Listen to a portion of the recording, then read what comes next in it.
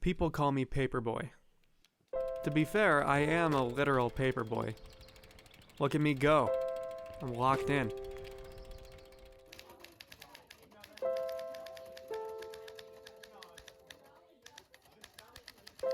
It could also be because I'm a boy who writes stories for the local newspaper. Well, man who writes stories. I'm the oldest one here. Look at all these children. Believe it or not, they run this paper by themselves. It sounds fictitious, but it's true.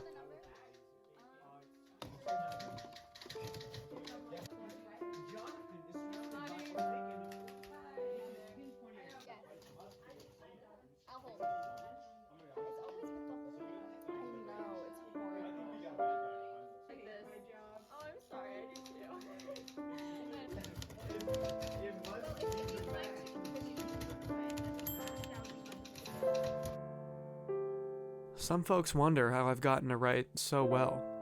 How they could pick up one of my well-articulated articles and not even notice it was written by a kid. Well, by a man. But this isn't about me. I've gotten to write so well because I write all the time.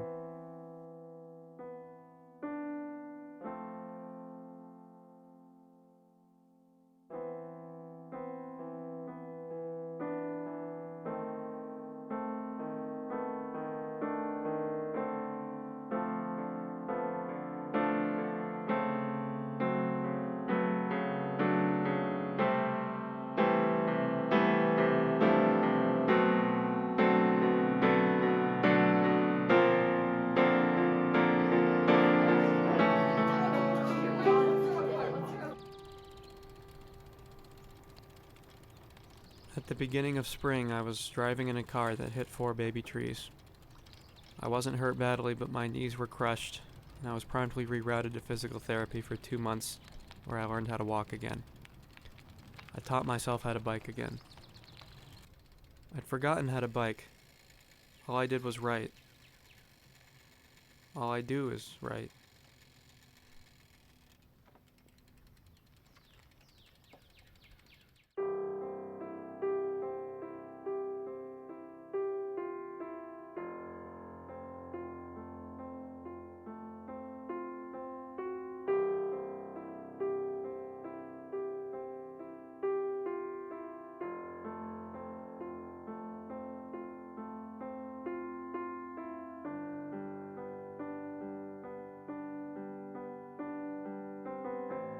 The crash also affected my ability to focus. The kids at the paper think I'm reserved, but the truth is, I tune things out. That's why I like to write. Writing is the perfect profession for someone like me.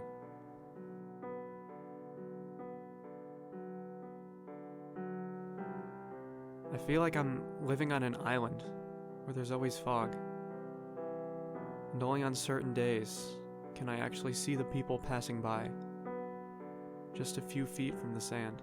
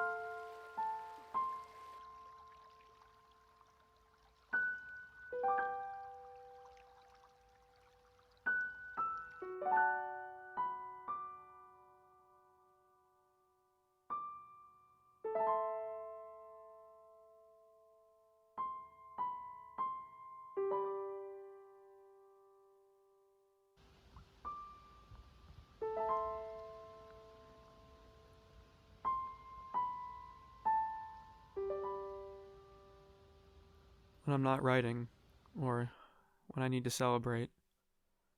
I like to bike into the wood and go as far as I can go. Sometimes I make it to a creek or a pond, something like that. I like to imagine it's the ocean. I like to imagine a ship full of sailors will arrive to take me away, to a place where I can write and where I can't write. When obligations fall away and speaking with people is just as valuable as writing about them. I think about this for as long as my body lets me. But staying at the creek isn't all too productive. So, I begin to feel uneasy. Eventually, I pack up and head home.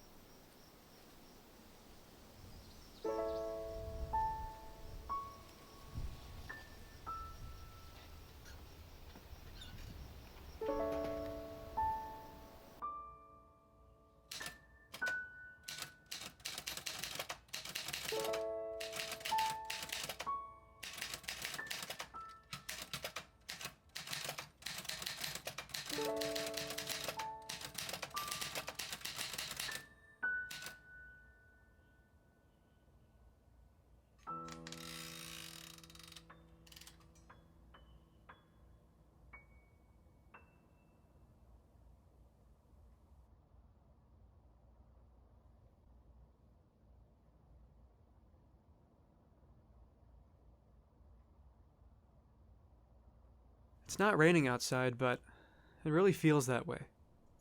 If only I had known what the summer would bring to me. To wash away that tasteless despair I had felt since the days after the crash. I had no idea. But for something wonderful to happen, you can't have any idea. It's gotta knock you against the skull and send your brain rattling. Like this.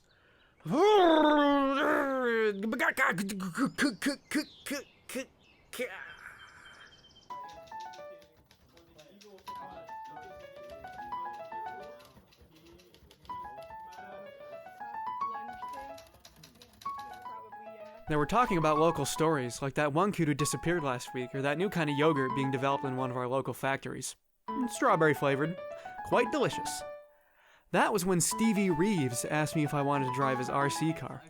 I thought, interesting move, because I never really talked to him. I first thought that playing with his toy would take too long, and I'd leave our venture with a sour taste and remorse for the dead time it took, but, for some reason I said, yeah, sure, and we left the office.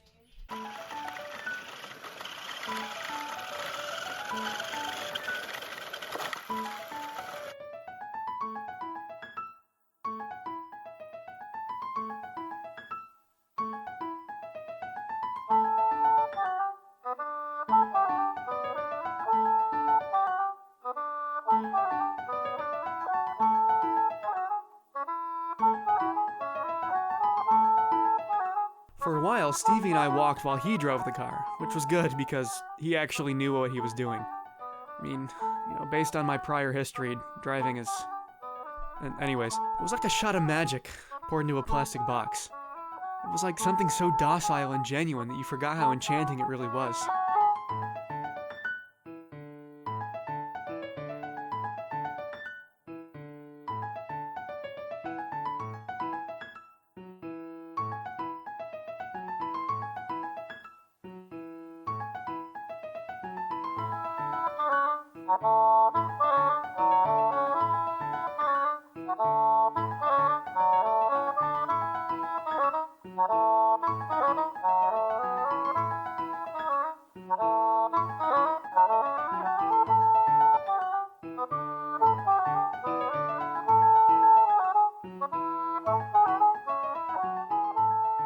We kept walking and Stevie kept driving. Then, inexplicably, without hesitation, and with absolute faith, might I add, Stevie handed over the controls to me, effectively making the biggest mistake of his life.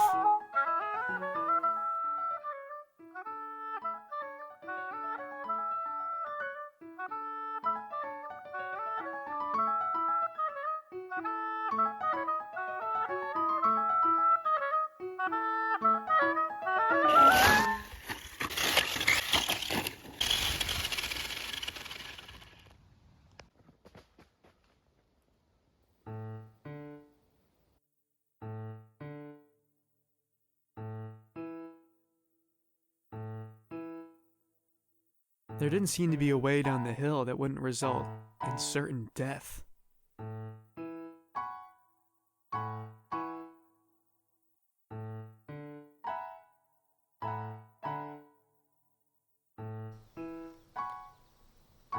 In a hopeless attempt, Stevie tried to drive the car back up the hill. But that didn't work because it was impossible, and the car was also upside down. He really didn't get it. So hopeful, so young.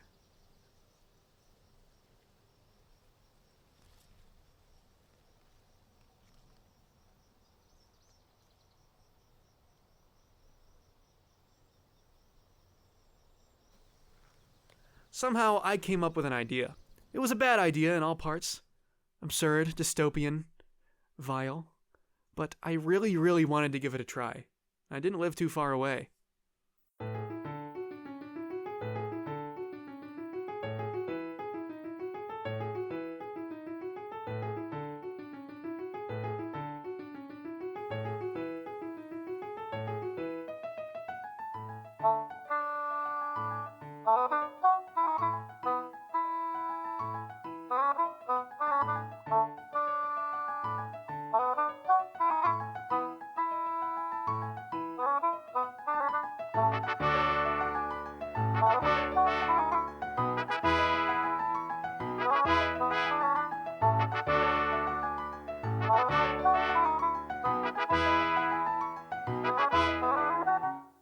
I didn't know why Stevie brought the tackle box. I was like, dude, but I couldn't really argue anything since it was definitely my fault the car was stuck. I felt responsible. More than just the fact that it was my fault. I knew I had taken something from Stevie, whether it was the RC car or the time we had spent trying to rescue it. If I couldn't give him back the time, I would give him back the car.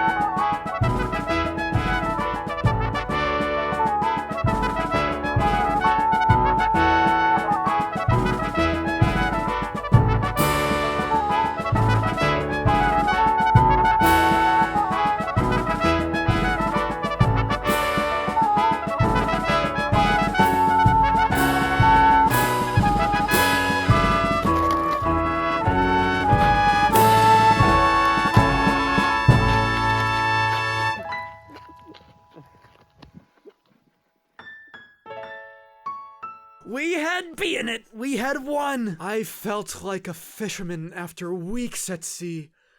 Dry as dried ice. The water as wet as water. Then he gets a fat fish that nearly drags his boat under, and he can feed his friends for another week.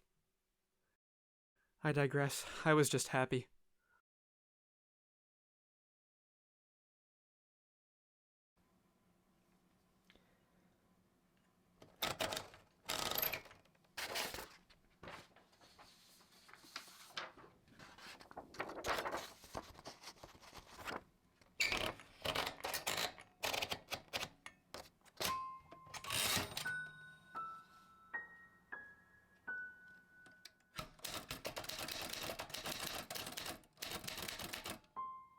I was starving. Well, luckily though, I lived just about 10 minutes away from the local grocer, so... I mean, they sold everything, from apples to candy cigarettes, but, I like to get chips, personally. Just keep in mind, I was starving, like, this is like code red hunger, like, I was so hungry. But luckily, I got some chips. It was all good.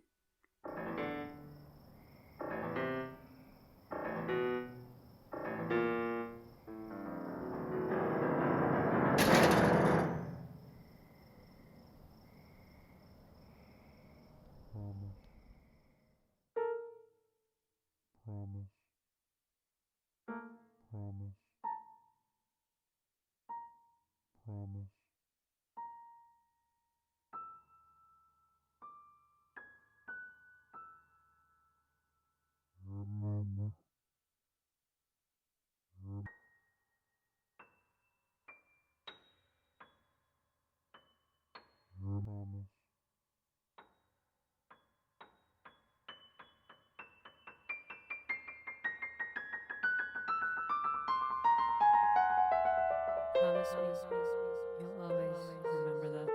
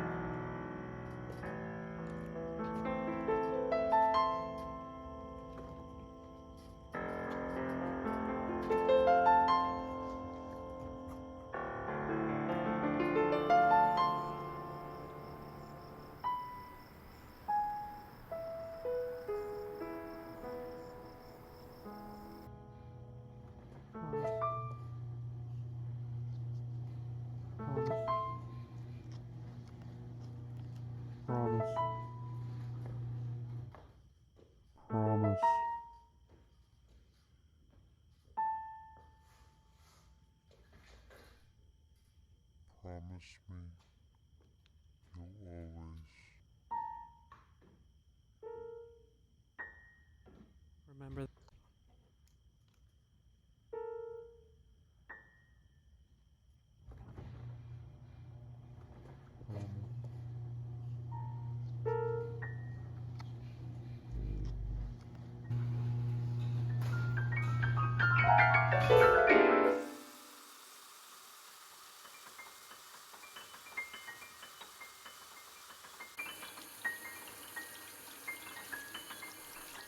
Promise me you'll always remember that. Promise me you'll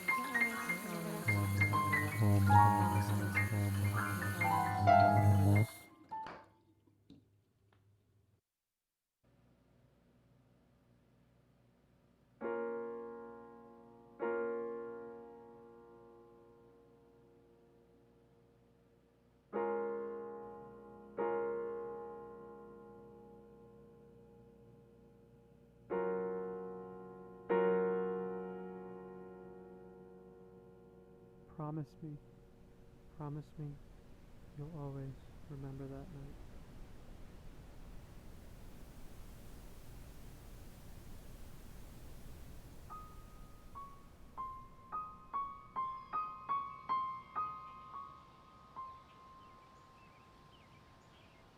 One couldn't tell so well from just a glance, but my bike was broken, in a word. I didn't have a clue how to fix it either, but luckily I did know someone who was into that kind of thing.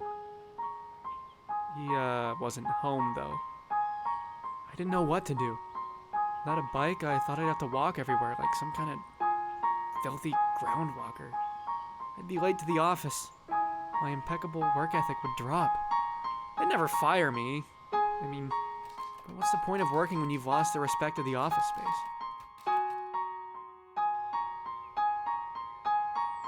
Luckily though, someone knew me in the company. A girl named Susie Red, who knew how to fix bikes. She fixed mine for free on the day I got it to her. I couldn't believe her kindness.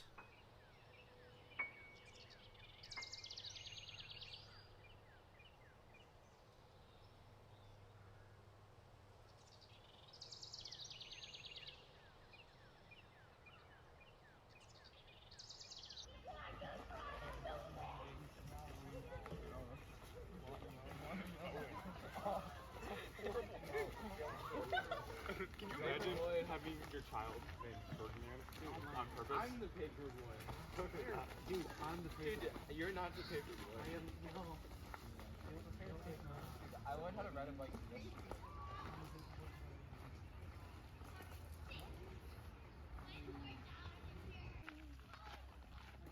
No, I wasn't allowed to go into this lake. My parents said that the amoeba in the water could get into my head and grow in my brain and I would die. But they also told me Santa Claus was real for a few years.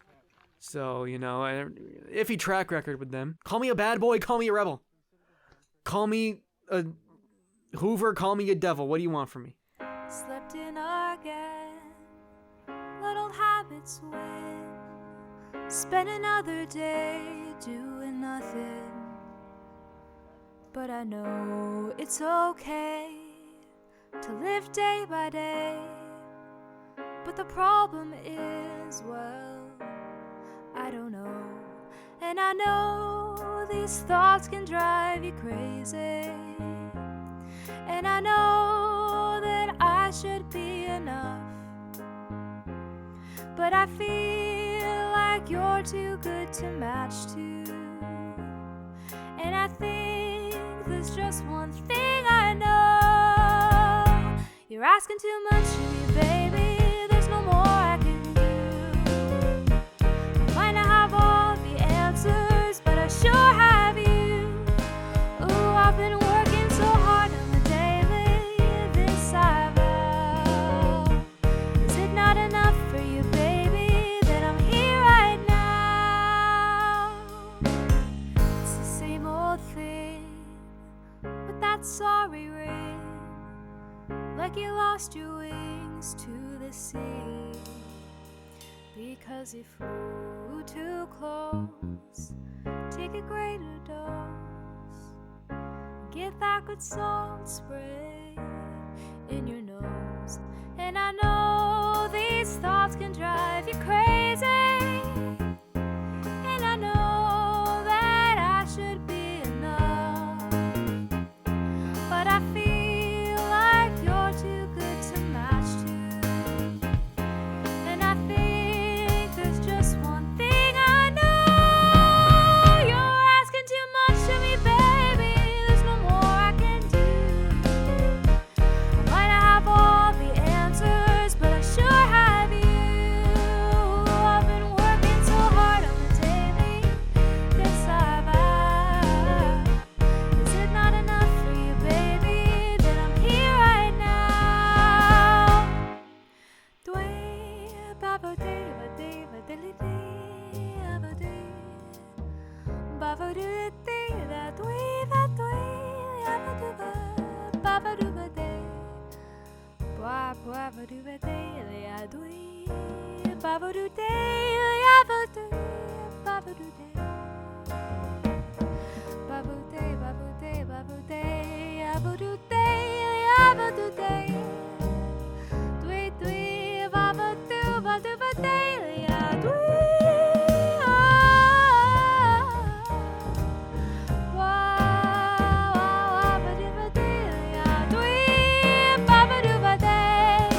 Oh, you've been asking too much of me, baby. There's no more I can do. Might not have all the answers, but I sure have you.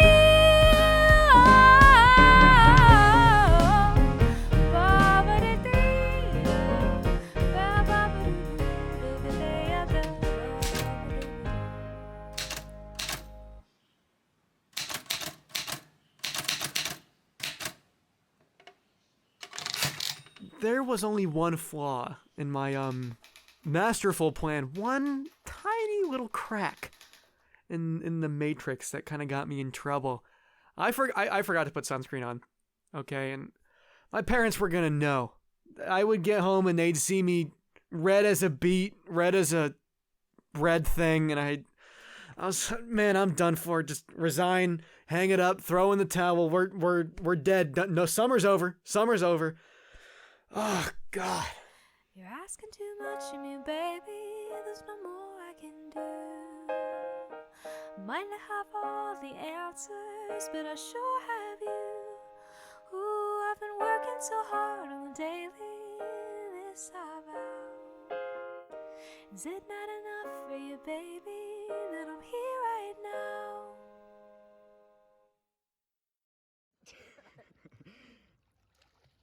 Now, I just have to say, despite all of that, it was a gorgeous day. It was so worth it. I would take that punishment 10 times over. Not that I like being punished or anything, but anyways, it was a gorgeous day.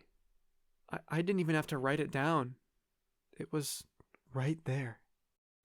I mean, I never even had saltwater taffy. Like, why are those so good? Like, I was munching.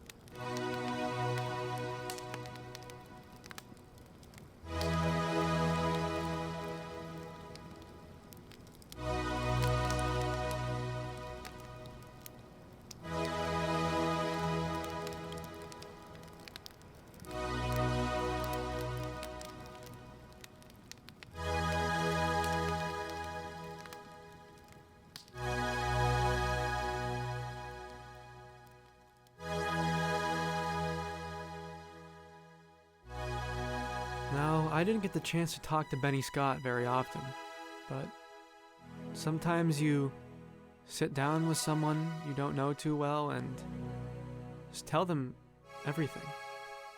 Sometimes you just make the choice to trust someone in that moment. And as we laid there by the glow of a late-night bonfire, I told him of the way I felt about the sky and the stars. I even told him that I don't want to be taken away by sailors anymore, even though my head was in the clouds and I couldn't focus very well and I was still a bit of a wreck from the car mess. I don't think he understood, but he was honest. He said, "How can I understand?" And that made me smile. His empathetic sympathy.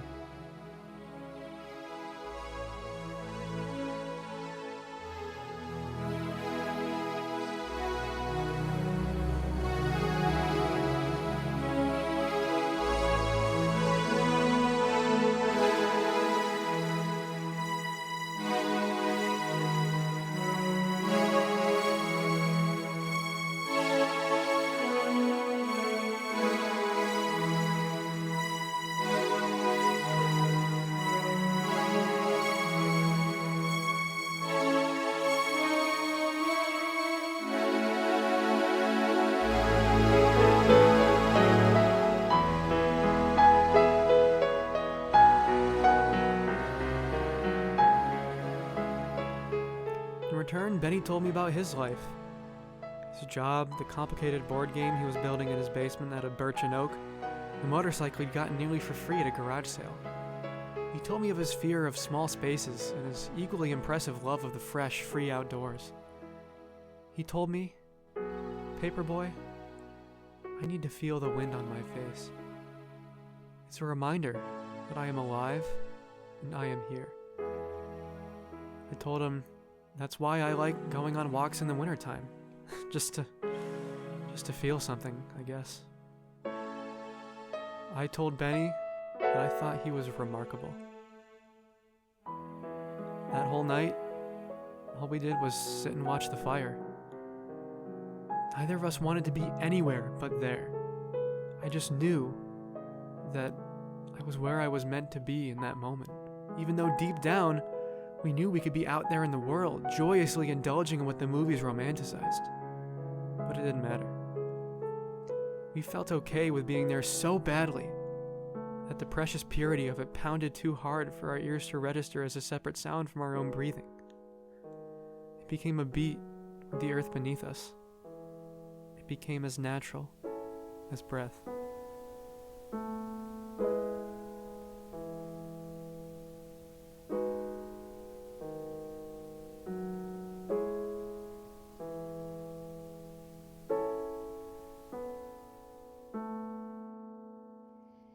You and me? Hang on a second.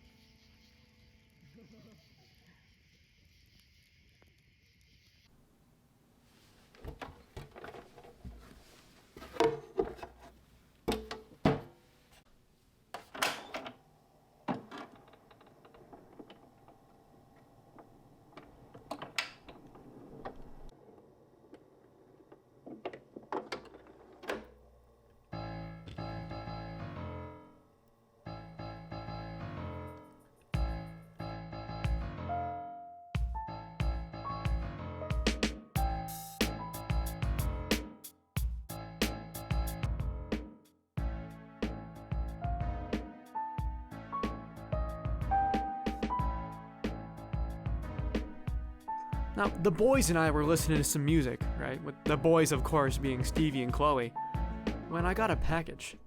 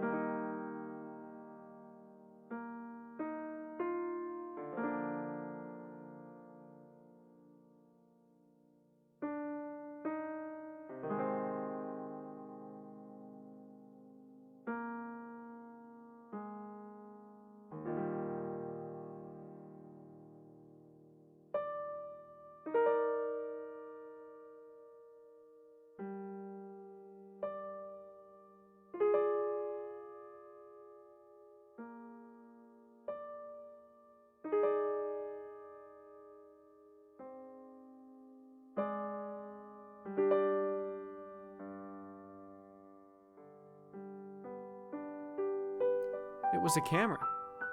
My cousin had sent it to me. It felt so new, like it could crack like paper in my fingers because it wasn't supposed to exist until tomorrow, like the commercials say.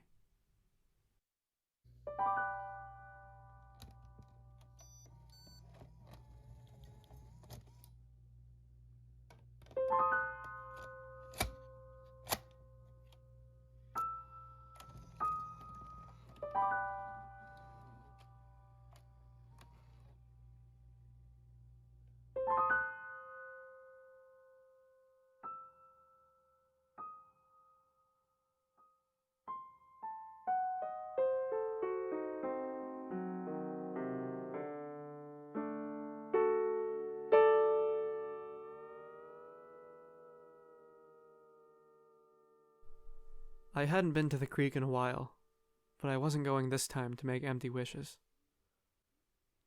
I'm very lucky that the car crash didn't do anything to damage my eyesight. This is all just too beautiful.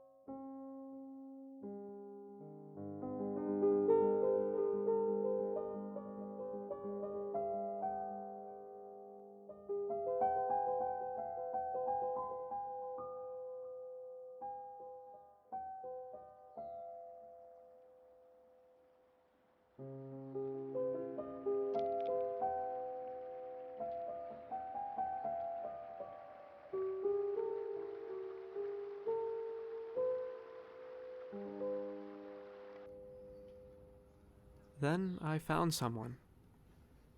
It was Kurt Ray, the kid I had first wanted to fix my bike chain.